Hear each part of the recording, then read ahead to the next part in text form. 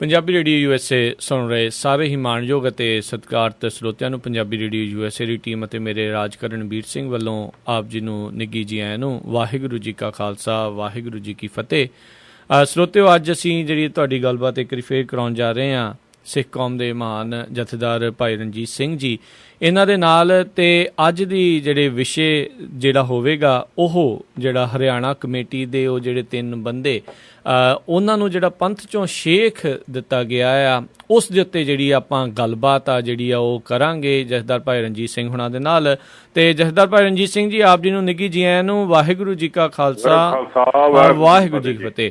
ਅਤੇ ਸਭ ਤੋਂ ਪਹਿਲਾਂ ਤੁਸੀਂ ਜਦ ਇਹ ਖਬਰ ਤੁਸੀਂ ਸੁਣੀ ਹੈ ਜਥੇਦਾਰ ਜੀ ਵੀ, ਜਿਸ ਦੇ ਵਿੱਚ ਦਦਾਰ ਸਿੰਘ ਨਲਵੀ, ਜਗਦੀਸ਼ ਸਿੰਘ ਝੀਂਡਾ ਅਤੇ ਹਰਿਆਣੇ ਦੇ ਜਿਹੜੇ ਵਿੱਤ ਮੰਤਰੀ ਆ ਹਰਮਹਿੰਦਰ ਸਿੰਘ ਚੱਠਾ, ਜਿਨ੍ਹਾਂ ਦੀ ਕਿ ਸਰਪ੍ਰਸਤੀ ਹੇਠ ਕਹਿ ਸਕਦੇ ਹਾਂ ਵੀ ਆਪਾਂ ਜਿਹੜੀ ਹਰਿਆਣੇ ਗੁਰਦੁਆਰਾ ਪ੍ਰਬੰਧਕ ਕਮੇਟੀ ਆ ਉਹ ਸਾਹਮਣੇ ਆਈ ਆ। ਅਤੇ ਇਹਨਾਂ ਨੂੰ ਜਿਹੜੇ ਹੁਣ ਜਿਹੜੇ ਬਾਕੀ 5 ਤਖ਼ਤਾਂ ਦੇ ਜਥੇਦਾਰ ਆ ਉਹਨਾਂ ਨੂੰ ਕਹਿ ਲਓ ਵੀ ਸਿਆਸੀ ਦਬਾਅ ਹੇਠ ਜਾਂ ਬਾਦਲਾਂ ਦੇ ਦਬਾਅ ਹੇਠ ਇਹਨਾਂ ਸਾਰਿਆਂ ਨੂੰ ਹੁਣ ਪੰਥ 'ਚੋਂ ਸ਼ੇਕ ਦਿੱਤਾ ਗਿਆ। ਜਦੋਂ ਤੁਸੀਂ ਇਹ ਖਬਰ ਸੁਣੀ, ਕੀ ਤੁਸੀਂ ਅਚੰਭਿਤ ਹੋਏ ਕਿ ਤੁਹਾਨੂੰ ਪਤਾ ਹੀ ਸੀਗਾ ਵੀ ਇਹ ਚੀਜ਼ ਹੋਣੀ ਵਾਲੀ ਸੀ?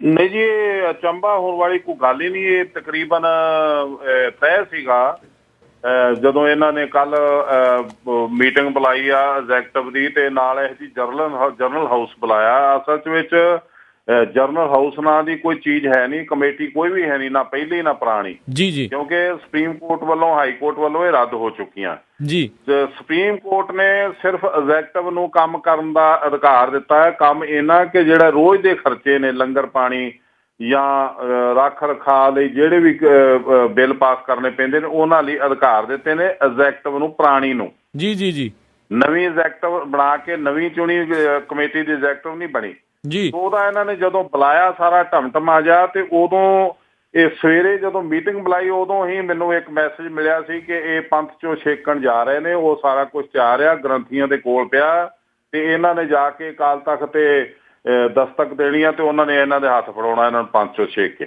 ਅੱਛਾ ਜੀ, ਜੀ ਜੀ। ਇਹ ਤੈਅ ਸੀਗਾ, ਲੇਕਿਨ ਇਹ ਫੈਸਲਾ ਕਿਹੋ ਜਿਹਾ ਹੈ, ਇਹ ਬੜੀ ਮੈਂ ਸਮਝਦਾ ਇਤਿਹਾਸ ਜਿਹੜਾ ਸ਼ਾਨਾ ਮਤਾ ਇਤਿਹਾਸ ਹੈ ਅਕਾਲ ਤਖ਼ਤ ਦਾ, ਉਹ ਅੱਜ ਇਹਨਾਂ ਗ੍ਰੰਥੀਆਂ ਨੇ ਕਲੰਕਿਤ ਕੀਤਾ। ਜੀ ਜੀ ਜੀ, ਕੋਈ ਸ਼ੱਕ ਨਹੀਂ। ਅਰੂੜ ਸਿੰਘ ਤੋਂ ਬਾਅਦ ਵਿੱਚ ਜੀ ਜੀ, ਸਰ ਅਰੂੜ ਸਿੰਘ ਨੇ ਅਕਾਲ ਤਖ਼ਤ ਤੇ ਕਦੀ ਜਨਰਲ ਡਾਇਰ ਨੂੰ ਕਿਹਾ ਸੀ ਕਿ ਤੁਸੀਂ ਸਾਡੀ ਸਿੱਖੀ ਧਾਰਨ ਕਰੋ, ਤੇ ਉਹ ਕਹਿੰਦਾ ਜੀ ਮੈਂ ਤੇ ਸਿਗਰਟ ਪੀਣਾ, ਤੇ ਉਹ ਕਹਿੰਦਾ ਅਸੀਂ ਤੁਹਾਨੂੰ ਸਿਗਰਟ ਪੀਣ ਦੀ ਵੀ ਛੂਟ ਦੇ ਦਿਆਂਗੇ।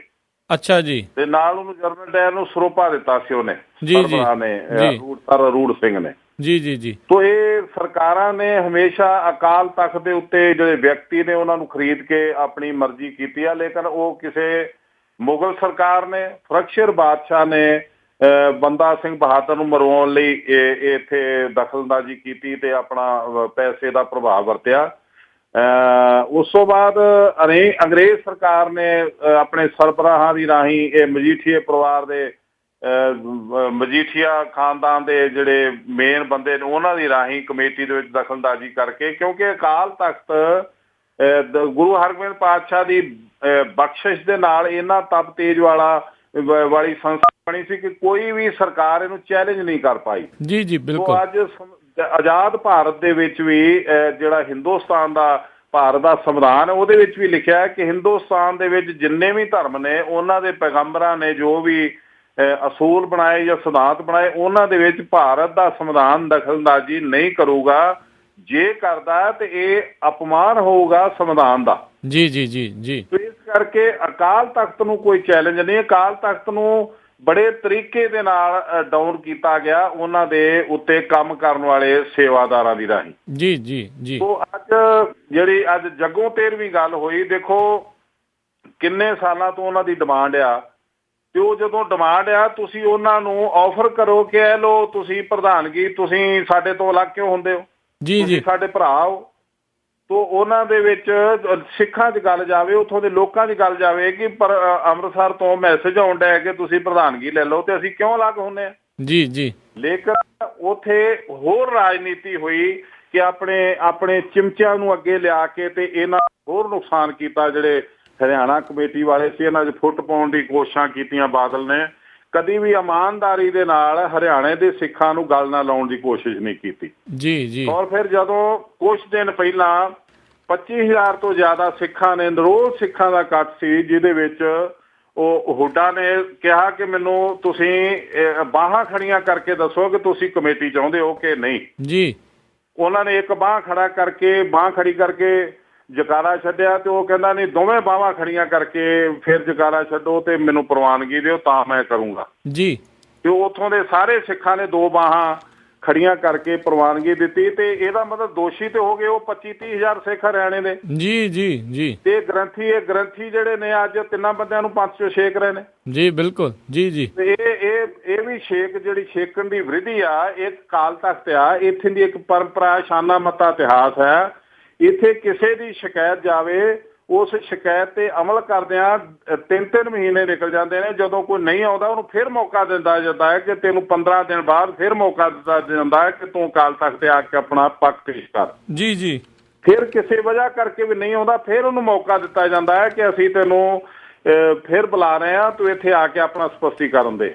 ਫਿਰ ਉਹਦੇ ਬਾਅਦ ਵੀ ਤਨਖਾਹੀਆ ਕਰਾਰ ਦਿੱਤਾ ਜਾਂਦਾ ਹੈ, ਪੱਖ ਚੋਂ ਨਹੀਂ ਛੇਕਿਆ ਜਾਂਦਾ। ਇਹਨਾਂ ਨੇ ਸਿੱਧਾ ਹੀ ਚੱਕਤਾ ਕੰਮ ਕਰਾਰ ਦੇ ਕੇ ਫਿਰ ਕਿਹਾ ਜਾਂਦਾ, ਮੌਕਾ ਦਿੱਤਾ ਜਾਂਦਾ ਹੈ ਕਿ ਤੈਨੂੰ 1 ਮਹੀਨੇ ਦਾ ਮੌਕਾ ਦਿੱਤਾ ਕਿ ਐਸ ਲਾਈਨ ਦੇ ਉੱਤੇ ਆ ਕੇ ਗੁਰਮਤ ਦੇ ਵਿੱਚ ਆ ਕੇ ਤੇ ਐਸ ਨੂੰ ਸ਼ਰਤ ਨੂੰ ਪੂਰੀ ਕਰ ਲਾ, ਨਹੀਂ ਤੇ ਅਸੀਂ ਪੰਥਕ ਰਵਾਇਤਾਂ ਅਨੁਸਾਰ 5 ਚੋਂ ਛੇਕਾਂਗੇ।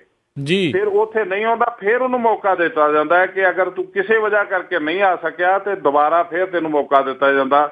ਫਿਰ ਉਹਦੇ ਬਾਅਦ ਇਹ ਅਖੀਰਲੀ ਸਥਿਤੀ ਹੁੰਦੀ ਹੈ ਜਦੋਂ 5 ਚੋਂ ਛੇਕਣ ਵਾਲੀ। ਜੀ। ਅੱਜ ਤੇ ਡਿਮਾਂਡ ਕੀਤੀ ਨਹੀਂ ਇਹਦੇ ਮੱਕੜ ਨੇ ਤੇ ਉਹਦੇ ਨਾਲ ਮੈਂਬਰਾਂ ਨੇ, ਤੇ ਉਹ ਤੋਂ ਪਹਿਲਾਂ ਹੀ ਉਹਨਾਂ ਦਾ ਪਰਚਾ ਹੱਥ ਸਮਾਤਾ ਪ੍ਰੈਸ ਦੇ ਵੀ ਤੁਹਾਨੂੰ ਛੇਕਤਾ। ਪ੍ਰੀ ਪਲਾਨ ਸੀਗਾ ਸਾਰਾ, ਇਹ ਡਰਾਮੇਬਾਜ਼ੀਆਂ ਸੀਗੀਆਂ ਤੇ ਇਸ ਫੈਸਲੇ ਨੇ ਸੰਸਥਾ ਦੀ ਆਭਾ ਨੂੰ ਨੁਕਸਾਨ ਪਹੁੰਚਾਇਆ।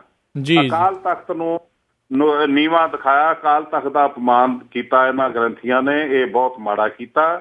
ਇਹਦੀ ਲੋਕ ਤੇ ਪ੍ਰਲੋਕ ਵਿੱਚ ਇਹਨਾਂ ਦੋਹਾਂ ਜਹਾਨਾਂ ਦੇ ਵਿੱਚ ਗ੍ਰੰਥੀਆਂ ਨੂੰ ਵੀ ਤੇ ਇਹਨਾਂ ਦੇ ਮਾਲਕ ਪ੍ਰਕਾਸ਼ ਸਿੰਘ ਬਾਦਲ ਨੂੰ ਵੀ ਦੇਣਾ ਪਊਗਾ। ਦੇਣਦਾਰ ਹੋਣਗੇ ਤੇ ਪੰਥ ਦੀ ਖੁੱਲੀ ਅੱਖ ਨੇ ਇਹਨਾਂ ਨੂੰ ਬੜੀ ਚੰਗੀ ਤਰ੍ਹਾਂ ਦੇਖ ਲਿਆ, ਇਹ ਜੋ ਕੁਝ ਵੀ ਕਰਨ ਰਹੇ ਨੇ।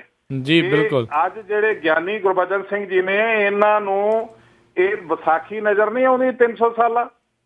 ਜਦੋਂ 300 ਸਾਲਾ ਵਿਸਾਖੀ ਤੇ ਬਾਦਲ ਹਰੇਕ ਨੂੰ ਵਡਾਂਗਾ ਕਰ ਕਰਕੇ ਸੁੱਟੀ ਜਾਂਦਾ ਸੀ। ਅਸੀਂ ਗੁਰਮਤਾ ਕੀਤਾ ਪੰਜਾਂ ਸਿੱਖਾਂ ਨੇ ਕਿ ਘੱਟੋ ਘੱਟ ਵਿਸਾਖੀ 300 ਸਾਲਾ ਵਿਸਾਖੀ ਨੂੰ ਅਮਨ ਦੇ ਨਾਲ ਮਨਾ ਕੇ ਸਾਰੇ ਭਰਾ ਇਕੱਠੇ ਹੋ ਕੇ 300 ਸਾਲਾ ਵਿਸਾਖੀ ਦਾ ਪੂਰਾ ਲਾਭ ਕੌਮ ਨੂੰ ਦੇ ਕੇ ਉਹਦੇ ਬਾਅਦ ਤੁਸੀਂ ਲੜ ਲਿਓ। ਤੁਹਾਨੂੰ 2 ਮਹੀਨੇ ਸਿਰਫ ਟਾਈਮ, 2 ਮਹੀਨੇ ਦਾ ਤੁਹਾਡੇ ਤੇ ਬੰਦਸ਼ ਜਾ ਕੇ ਲੜੋ ਨਾ। ਉਹਦੇ ਉੱਤੇ ਗਿਆਨੀ ਗੁਰਬਚਨ ਸਿੰਘ ਦੇ ਸਾਈਨ ਨੇ। ਤੇ ਫਿਰ ਉਦੋਂ ਪ੍ਰਕਾਸ਼ ਸਿੰਘ ਬਾਦਲ ਨੂੰ ਕਿਉਂ ਸੱਪ ਲੜ ਗਿਆ ਕਿ ਇਹਨੇ ਸਾਰਿਆਂ ਦਾ ਵਡਾਂਗਾ ਕੀਤਾ, ਨਾਲ ਮੈਨੂੰ ਵੀ ਲਾਹ ਦਿੱਤਾ, ਅਕਾਲ ਤਖਤ ਨੂੰ ਵੀ ਨੀਵਾਂ ਦਿਖਾਇਆ। ਇਹ ਜੋ ਕੁਝ ਵੀ ਪੰਜਾਬ ਦੇ ਵਿੱਚ ਹੋਇਆ ਤੁਸੀਂ ਸਾਰੇ ਪੰਥ ਨੇ ਦੇਖਿਆ। ਬਿਲਕੁਲ। ਤੋਂ ਅੱਜ ਕਿਹੜੀ ਵਿਪਤਾ ਪੈ ਗਈ ਜਿਹੜੀ ਵੰਡੀ ਪੈਣ ਲੱਗੀ ਤੇ ਇਹਨਾਂ ਗ੍ਰੰਥੀਆਂ ਨੂੰ ਚਿੰਤਾ ਹੋ ਗਈ। ਤੇ ਅਸਲ 'ਚ ਇਹਨਾਂ ਦੇ ਪਾਪ ਕੰਬਦੇ ਨੇ, ਅਸਲ 'ਚ ਇਹ ਬਾਦਲ ਪਰਿਵਾਰ ਦੇ ਪਾਪ ਕੰਬਦੇ ਨੇ, ਜਿਨ੍ਹਾਂ ਨੇ ਹਰਿਆਣਾ ਨੂੰ ਇੱਕ ਬੰਧੂਆ ਮਜ਼ਦੂਰਾਂ ਦੀ ਤਰ੍ਹਾਂ ਇੱਕ ਇਲਾਕਾ ਇਹੋ ਜਿਹਾ ਬਣਾ ਕੇ ਤੇ ਆਪਣੇ ਸਵਾਰਥ ਲਈ ਵਰਤਦੇ ਰਹੇ। ਵੋਟਾਂ ਸਿੱਖਾਂ ਦੀਆਂ ਵੇਚ ਕੇ ਕੌਡੀਆਂ ਦੇ ਭਾਅ ਦੇ ਜ਼ਮੀਨਾਂ ਲੈ ਕੇ ਇਹਨਾਂ ਨੇ ਹਰਿਆਣੇ ਸਰਕਾਰ ਤੋਂ, ਦੇਵੀ ਲਾਲ ਤੋਂ ਉੱਥੇ ਰਿਜ਼ੋਰਟ ਬਣਾਏ ਹੋਏ ਨੇ। ਅਰਬਾਂ ਰੁਪਈਆ ਦੀ ਜ਼ਮੀਨ ਜਿਹੜੀ ਆ ਕੌਡੀਆਂ ਦੇ ਭਾਅ ਤੇ ਲਈ। ਉਹ ਇਹਨਾਂ ਦੇ ਤਾਏ ਦਾ ਪੋਤਿਆ, ਕਿਉਂ ਦਿੱਤੀ ਉਹਨੇ? ਸਾਰੀਆਂ ਸਰਕਾਰਾਂ ਨੇ ਉਹਦਾ ਵਿਰੋਧ ਕੀਤਾ, ਪਰ ਪ੍ਰਕਾਸ਼ ਸਿੰਘ ਬਾਦਲ ਨੇ ਸਿੱਖਾਂ ਨੂੰ ਵੇਚ ਕੇ ਉਥੋਂ ਆਪਣੇ ਫਾਇਦੇ ਲਏ। ਔਰ ਤੁਸੀਂ ਦੇਖੋ ਵੀ ਆਹ ਜਿਹੜੀ ਪੰਜਾਬ ਸਰਕਾਰ, ਪੰਜਾਬ ਦੇ ਵਿੱਚੋਂ ਦੀ ਜਿਹੜੀ ਜਾਣ ਡਈ ਆ ਨਹਿਰ ਜਾਣ ਡਈ ਆ, ਇਹਦੇ ਵਿੱਚੋਂ ਬਕਾਇਦਾ ਇੱਕ ਪੈਂਚਰ ਕਰਕੇ ਨਹਿਰ ਤੇ ਬਾਲਾਸਰ ਨੂੰ ਬਣਾਈ ਜਾ ਰਹੀ ਸੀ, ਜਿਹੜੀ ਵਿੱਚੋਂ ਰੋਕੀ ਗਈ ਆ। ਅਮਰਿੰਦਰ ਸਿੰਘ ਨੇ ਤੇ ਹੋਰ ਸਾਰਿਆਂ ਨੇ ਦੁਹਾਈ ਪਾ ਕੇ ਰੋਕੀ ਆ। ਇਹ ਆਪਣੇ ਸਵਾਰਥ ਲਈ ਇਹਨੇ ਪੰਜਾਬ ਦਾ ਬੇੜਾ ਗਰਕ ਕਰ ਦਿੱਤਾ। ਅੱਜ ਤੁਸੀਂ ਦੇਖੋ ਕਿ ਕਿੰਨਾ ਨੁਕਸਾਨ ਹੋਇਆ। ਅਸੀਂ ਆਪ ਨੂੰ ਸਮਝਦੇ ਪਏ ਹਾਂ, ਪਰ ਉਹਦੇ ਬਾਵਜੂਦ ਵੀ ਅਸੀਂ ਇਹ ਸਮਝਦੇ ਹਾਂ ਕਿ ਅਗਰ 2 ਭਰਾ ਨੇ ਤੇ ਉਹਨਾਂ ਨੂੰ ਬਾਪ ਇੱਕ ਅੱਛੇ ਤਰੀਕੇ ਨਾਲ ਅਲੱਗ ਕਰ ਦੇਵੇ ਤੇ ਦੋਵੇਂ ਵਿਕਾਸ ਕਰਦੇ ਨੇ, ਵਿਕਸਿਤ ਹੁੰਦੇ ਨੇ। ਪਰ ਤੁਸੀਂ ਉਹਨਾਂ ਨੂੰ ਇਹੋ ਜਿਹਾ ਕਰ ਦਿਓ ਕਿ ਉਹ ਇੱਕ ਦੂਸਰੇ ਨਾਲ, ਉਹਨਾਂ ਦੀ ਔਲਾਦ ਵੀ ਨਾ ਗਾਂਹ ਬੋਲੇ ਤੇ ਉਹਨਾਂ ਤੁਸੀਂ ਸਮਾਜ ਦੇ ਵਿੱਚ ਬੇੜਾ ਗਰਕ ਕਰਦੇ ਹੋ। ਤੇ ਉਹ ਤੇ ਅੱਜ ਵੀ ਨਹੀਂ ਤੇ ਕੱਲ ਵੀ ਨਹੀਂ। ਬਿਲਕੁਲ ਜੀ। ਤੇ ਇਹਨਾਂ ਨੂੰ ਡਰਿਆ ਜਿਹੜੀਆਂ ਇਹਨਾਂ ਨੇ ਉੱਥੇ ਜ਼ਮੀਨਾਂ ਹੜੱਪੀਆਂ ਨੇ, ਗੁਰੂ ਘਰ ਦੀਆਂ। ਜੀ ਜੀ। ਜਿਹੜੀ 24 ਏਕੜ ਜ਼ਮੀਨ ਜਿਹੜੀ ਪ੍ਰਕਾਸ਼ ਸਿੰਘ ਬਾਦਲ ਨੇ ਬੀਬੀ ਜਗੀਰ ਕੌਰ ਕੋਲੋਂ ਲੀਜ਼ ਤੇ ਲਈ ਆ ਜੀ, ਉਸ ਜ਼ਮੀਨ ਤੇ ਮੱਕੜ ਨੇ ਕਰਜ਼ਾ ਕੇ ਦਿੱਤਾ 20 ਕਰੋੜ ਰੁਪਈਆ। ਜੀ ਜੀ ਜੀ। ਉਹ 20 ਕਰੋੜ ਦਾ 69 ਲੱਖ ਰੁਪਈਆ ਗੁਰੂ ਘਰ ਦੀ ਗੋਲਕ ਦੇ ਰਹੀ ਆ ਜੀ। ਜਦ ਕਿ ਉਹ ਟਰਸਟ ਜਿਹੜਾ ਉਹ ਬਾਦਲ ਪਰਿਵਾਰ ਦੇ ਨਾਂ ਦਾ। ਜੀ ਜੀ। ਇਹ ਬਾਦਲ ਨੂੰ ਆਹ ਚਿੰਤਾ ਖਾਣ ਡਈ ਹੈ ਕਿ ਮੇਰੇ ਜਦੋਂ ਹੀਜ ਨਿਕਲਣਗੇ, ਜਦੋਂ 12,000 ਏਕੜ ਜ਼ਮੀਨਾਂ ਨੇ ਹਰਿਆਣਾ ਦੇ ਵਿੱਚ ਪ੍ਰਬੰਧਕ ਕਮੇਟੀ ਦੀਆਂ, ਬਿਲਕੁਲ, ਜਦੋਂ ਉਹਨਾਂ ਦਾ ਨਵੇਂ ਸਿਰਿਓਂ ਸਾਰਾ ਦਿੱਤਾ ਜਾਣਾ, ਹਿਸਾਬ ਕਿਤਾਬ ਲਿਆ ਜਾਣਾ, ਉਦੋਂ ਸਾਰਿਆਂ ਦੇ ਇਹਨਾਂ ਦੇ ਪਾਪ ਕੰਬਦੇ ਨੇ ਕਿ ਉਦੋਂ ਅਸੀਂ ਕਿਹੜਾ ਮੂੰਹ ਲੈ ਕੇ ਲੋਕਾਂ ਦੇ ਸਾਹਮਣੇ ਜਾਵਾਂਗੇ। ਜੀ ਜੀ ਜੀ। ਤੋ ਇਹ ਸਾਰਾ ਹਾਲਾਤ ਨੇ ਜਿੱਥੇ ਹਰ ਇੱਕ ਹੀਲਾ ਵਰਤਦਾ ਪਿਆ ਪ੍ਰਕਾਸ਼ ਸਿੰਘ ਬਾਦਲ। ਇਹ ਅੱਜ ਇਹ ਆਖਰੀ ਹੀਲਾ ਸੀ ਇਹਦਾ, ਜਿਹੜਾ ਇਹਨੇ ਅਕਾਲ ਤਖਤ ਦਾ ਨਾਂ ਲੈ ਕੇ ਤੇ ਇਹਨਾਂ ਗ੍ਰੰਥੀਆਂ ਕੋਲੋਂ ਕਰਵਾਇਆ। ਤੇ ਇੱਕ ਪਾਸੇ ਜਥੇਦਾਰ ਜੀ ਨਿੰਦਣਯੋਗ ਆ, ਇਹ ਨਿੰਦਣਯੋਗ ਆ। ਇਹਨਾਂ ਨੇ ਕੋਈ ਬੱਜਰ ਗਲਤੀ ਨਹੀਂ ਸੀ ਕੀਤੀ ਇਹਨਾਂ ਸਿੱਖਾਂ ਨੇ। ਇਹਨਾਂ ਨੇ ਕੋਈ ਕੌਮ ਦੇ ਵਿਰੁੱਧ ਜਾਂ ਕੋਈ ਜਹਾਦ ਨਹੀਂ ਸੀ ਛੇੜਿਆ। ਇਹਨਾਂ ਨੇ ਕਿਸੇ ਮਰਿਆਦਾ ਨੂੰ ਨਹੀਂ ਸੀ ਛੇੜਿਆ, ਕਿਸੇ ਸਿਧਾਂਤ ਨੂੰ ਨਹੀਂ ਸੀ ਛੇੜਿਆ। ਕੇਵਲ ਤੇ ਕੇਵਲ ਉਹਨਾਂ ਨੂੰ ਗੁੱਸਾ ਸੀ ਕਿ ਸਾਨੂੰ ਜਦੋਂ ਤੁਸੀਂ ਪੰਜਾਬੀ ਸੂਬਾ ਲੈਣ ਸਮੇਂ ਅਲੱਗ ਕਰ ਦਿੱਤਾ ਤੇ ਅਸੀਂ ਹਰਿਆਣੇ ਦੇ ਵਿੱਚ ਆ ਗਏ ਤੇ ਸਾਨੂੰ ਆਪਣੀ ਜ਼ਿੰਦਗੀ ਜਿਉਣ ਦਾ ਹੱਕ ਕਿਉਂ ਨਹੀਂ ਦਿੰਦੇ। ਜੀ ਜੀ। ਇਹ ਕਰਾਇਤ ਨਹੀਂ ਹੈਗੀ, ਇਹ ਬੱਜਰ ਗਲਤੀ ਨਹੀਂ ਜਿਹਨੂੰ 5 ਸਿੰਘ ਜਿਹੜੇ ਆ ਉਹਨੂੰ ਯਕਦਮ ਉਹਨਾਂ ਨੂੰ ਫਾਹੇ ਲਾ ਦੇਣ। ਜੀ ਜੀ ਜੀ ਜੀ। ਤੇ ਜਥੇਦਾਰ ਜੀ ਹੁਣੇ ਜਿਹੜਾ ਉਹਨਾਂ ਦੇ ਇੱਕ ਬਿਆਨ ਵੀ ਆਇਆ ਤੇ ਕਹਿੰਦੇ ਵੀ ਮੀਟਿੰਗ ਦੇ ਵਿੱਚ ਫੁੱਟ ਕੇ ਰੋਏ ਵੀ ਆ ਤੇ ਉਹਨਾਂ ਨੇ ਕਿਹਾ ਵੀ ਮੈਂ CM ਦੀ ਕੁਰਸੀ ਛੱਡਣ ਦੇ ਲਈ ਵੀ ਤਿਆਰ ਹਾਂ, ਪਰ ਇਹ ਕਮੇਟੀ ਜਿਹੜੀ ਇਦਾਂ ਨਹੀਂ ਹੋਣੀ ਚਾਹੀਦੀ, ਇਹ ਵੰਡ ਨਹੀਂ ਹੋਣੀ ਚਾਹੀਦੀ। ਤੇ ਨਾਲ ਹੀ ਇੱਕ ਪਾਸੇ ਜਿਹੜਾ ਇਹ ਦਿੱਲੀ ਕਮੇਟੀ ਬਣਾਉਣ ਦੇ ਲਈ ਵੀ ਬੜੇ ਅੱਗੇ ਹੋ ਕੇ ਉਦੋਂ ਇਹਨਾਂ ਨੇ ਦਿੱਲੀ ਵਾਲੀ ਕਮੇਟੀ ਬਣਵਾਈ ਸੀ। ਇਹ ਕੀ ਤੁਹਾਨੂੰ ਇਸ ਚੀਜ਼ ਦੇ ਉੱਤੇ ਤੁਹਾਨੂੰ ਕੀ ਲੱਗਦਾ ਹੈ?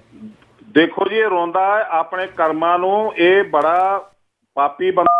ਇਹ ਨਾ ਸੀਟ ਛੱਡੇ, ਇਹ ਆਪਣੇ ਪੁੱਤ ਲਈ ਸੀਟ ਨਹੀਂ ਛੱਡ ਸਕਦਾ। ਤੁਸੀਂ ਇੱਕ ਕੌਮ ਲਈ ਗੱਲ ਕਰਦੇ ਹੋ। ਜੀ ਜੀ। ਇਹ ਆਪਣੇ ਪੁੱਤਰ ਲਈ CM ਦੀ ਸੀਟ ਨਹੀਂ ਛੱਡ ਸਕਦਾ। ਮੇਰਾ ਦਾਵਾ ਇਹ ਅਪਾਹਜ ਹੋ ਜਾਊਗਾ, ਇਹ ਕੁਰਸੀ ਤੇ ਬੈਠ ਕੇ ਰਾਜ ਕਰੂਗਾ, ਪਰ ਜਿੰਨੀ ਦੇਰ ਇਹਦੇ ਪ੍ਰਾਣ ਨਹੀਂ ਨਿਕਲਦੇ ਇਹ ਆਪਣੇ ਪੁੱਤ ਨੂੰ ਸੀਟ ਨਹੀਂ ਦਊਗਾ। ਔਰ ਮੈਂ 4 ਸਾਲ ਪਹਿਲਾਂ ਬਿਆਨ ਦਿੱਤਾ ਸੀਗਾ, ਅਖਬਾਰਾਂ ਛਪਿਆ ਸੀ, ਸੁਖਬੀਰ ਬਾਦਲ ਨੂੰ ਮੈਂ ਇਹ ਮੁਖਾਤਬ ਹੋ ਕੇ ਕਿਹਾ ਸੀਗਾ ਕਿ ਔਰੰਗਜ਼ੇਬ ਬਣ ਕੇ ਤੂੰ ਖੋਲਵੇਂ ਤੇ ਖੋਲਵੇਂ ਰਾਜ, ਨਹੀਂ ਤੇ ਇਹਨੇ ਤੈਨੂੰ ਦੇਣਾ ਨਹੀਂ। ਜੀ ਜੀ। ਤੂੰ ਇਹਨੂੰ ਸ਼ਾਹਜਹਾਨ ਨੂੰ ਕੈਦ ਕਰ, ਜਹਾਂਆਰਾ ਨੂੰ ਨਾਲ ਉਹਦੇ ਸੇਵਾ ਲਈ ਛੱਡ ਦੇ ਤੇ ਦਾਰਾ ਸ਼ਿਕੋਹ ਨੂੰ ਰੋੜ ਦੇ, ਤੇ ਫਿਰ ਤੂੰ 5 ਗ੍ਰੰਥੀਆਂ ਨੂੰ ਹੁਕਮ ਦੇ ਕੇ ਤੇਰੇ ਨਾਂ ਦਾ ਫਤਵਾ ਜਾਰੀ ਕਰਨ ਤੇ ਤੈਨੂੰ ਤਾਜਪੋਸ਼ੀ ਕਰਨ ਤੇਰੀ, ਤਾਂ ਤੂੰ ਬਣੇਗਾ CM, ਨਹੀਂ ਤੇ ਇਹ ਤੈਨੂੰ ਕਦੀ ਨਹੀਂ ਬਣ ਦਊਗਾ। ਤੇਰਾ ਪਿਓ ਬਹੁਤ ਲਾਲਚੀ ਆ। ਜੀ। ਅੱਜ ਤੋਂ 4 ਸਾਲ ਪਹਿਲਾਂ ਵੀ ਬਿਆਨ ਛਪਿਆ, ਉਹ ਤੋਂ 2 ਸਾਲ ਪਹਿਲਾਂ ਵੀ ਛਪਿਆ ਸੀ ਅਖਬਾਰਾਂ 'ਚ। ਜੀ ਜੀ ਜੀ। ਔਰ ਮੈਂ ਤੁਹਾਨੂੰ ਅੱਜ ਵੀ ਕਹਿਣਾ ਕਿ ਕੌਮ ਲਈ ਕੁਰਬਾਨੀ ਕਰੇਗਾ ਬੰਦਾ ਹੈ ਜੀ। ਜਿਹੜਾ ਬੰਦਾ ਗੁਰੂ ਘਰ ਦੀ ਗੋਲਕ ਨੂੰ ਛੱਡਿਆ ਜਿਹਨੇ, ਉਹ ਕੌਮ ਲਈ ਕੀ ਕੁਰਬਾਨੀ ਕਰੂਗਾ ਜੀ।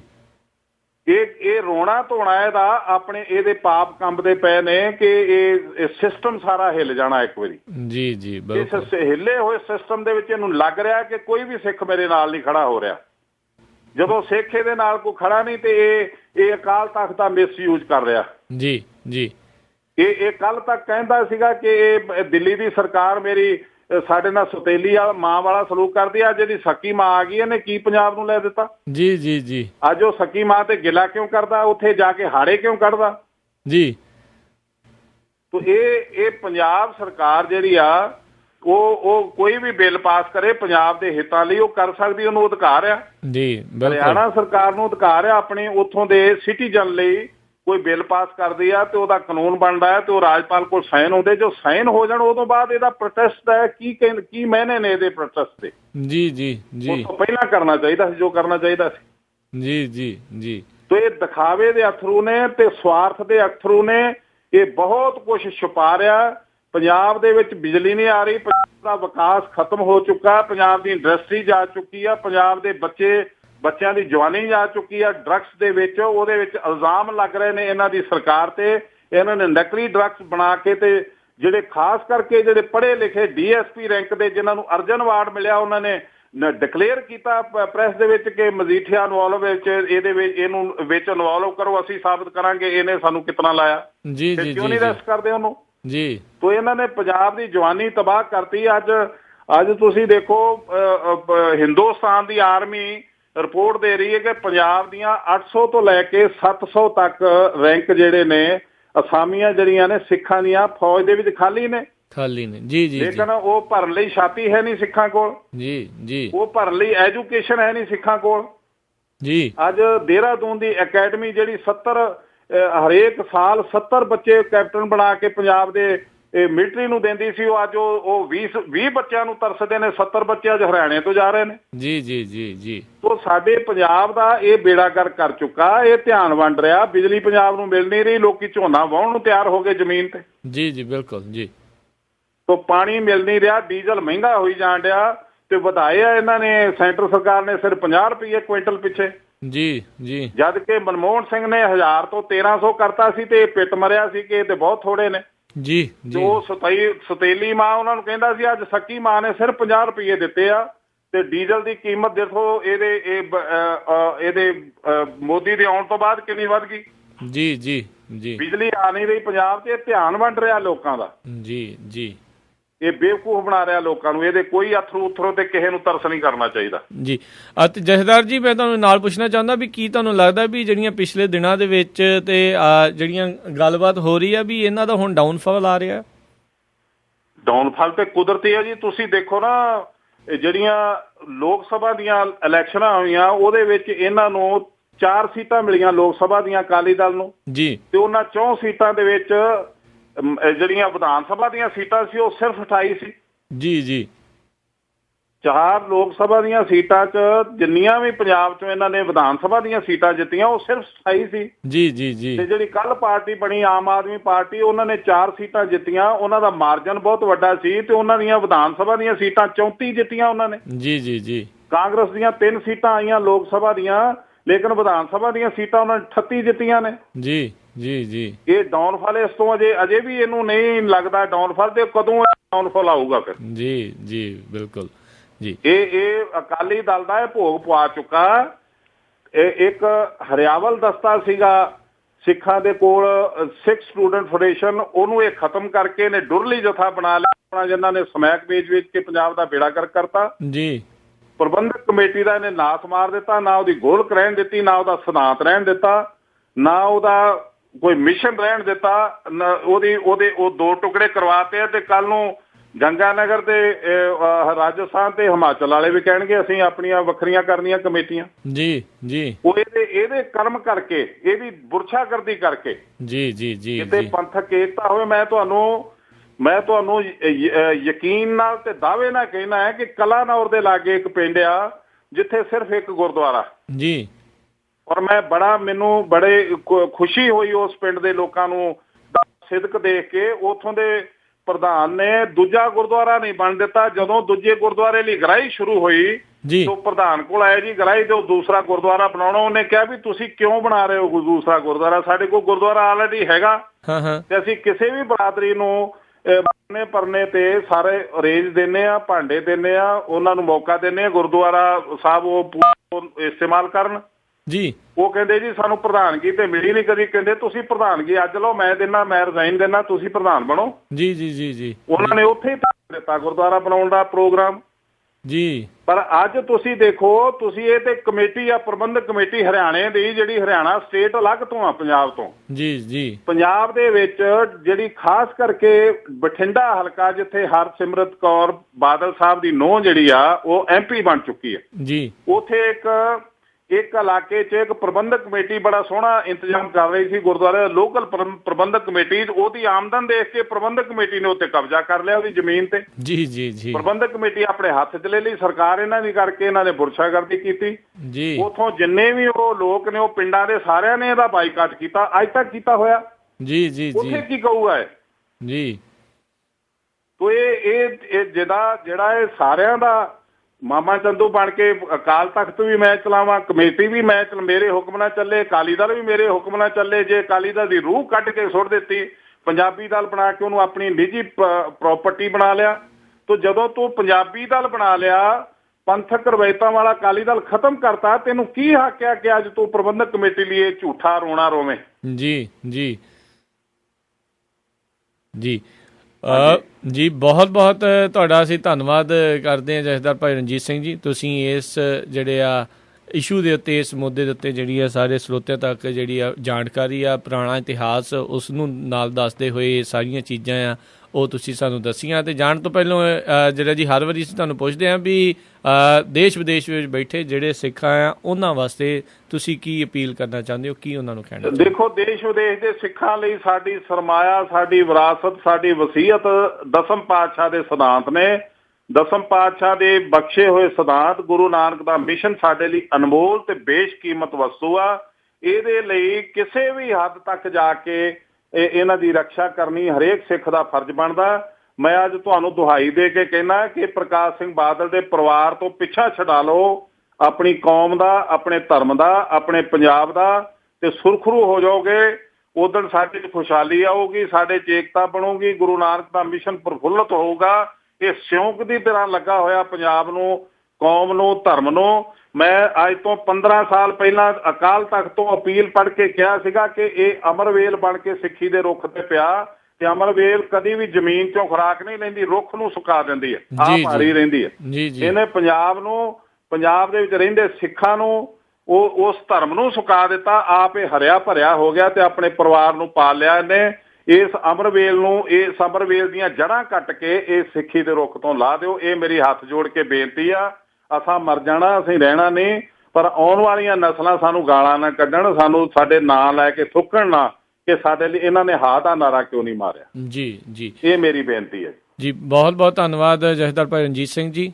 ਤੇ ਆਉਣ ਵਾਲੇ ਸਮੇਂ ਦੇ ਵਿੱਚ ਜਦ ਵੀ ਕੋਈ ਵੀ ਇੱਦਾਂ ਦਾ ਕੋਈ ਵੀ ਧਾਰਮਿਕ ਜਾਂ ਕੋਈ ਸਿੱਖੀ ਦੇ ਨਾਲ ਜੁੜਿਆ ਹੋਇਆ ਕੋਈ ਵੀ ਮੁੱਦਾ ਹੋਵੇਗਾ, ਉਹਦੇ ਨਾਲ ਆਪਾਂ ਜ਼ਰੂਰ ਆਉਣ ਵਾਲੇ ਸਮੇਂ 'ਚ ਫਿਰ ਗੱਲਬਾਤ ਕਰਾਂਗੇ। ਉਦੋਂ ਤੱਕ ਲਈ ਤੁਹਾਡਾ ਬਹੁਤ ਬਹੁਤ ਧੰਨਵਾਦ ਤੇ ਫਤਿਹ ਪ੍ਰਵਾਨ ਕਰਿਓ ਜੀ। ਵਾਹਿਗੁਰੂ ਜੀ ਕਾ ਖਾਲਸਾ, ਵਾਹਿਗੁਰੂ ਜੀ ਕੀ ਫਤਿਹ।